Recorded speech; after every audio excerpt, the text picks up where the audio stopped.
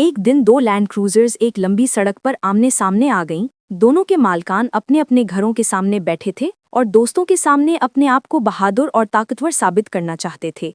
एक land cruiser सफ़ेद रंग की थी, चमकती दमकती और नई मॉडल की। दूसरी लैंड क्रूजर स्याह रंग की थी, पुरानी मगर इंजन में ताकत जबरदस्त थी।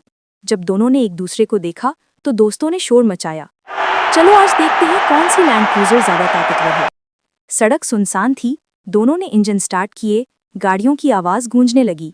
जैसे ही एक दोस्त ने हाथ से इशारा किया, दोनों गाड़ियां हवा की तरह भागने लगीं। सफ़ेद लैंड क्रूजर तेज़ रफ्तारी से आगे निकल गई, लेकिन पुरानी स्याह लैंड क्रूजर के ड्राइवर ने हिम्मत नहीं हारी।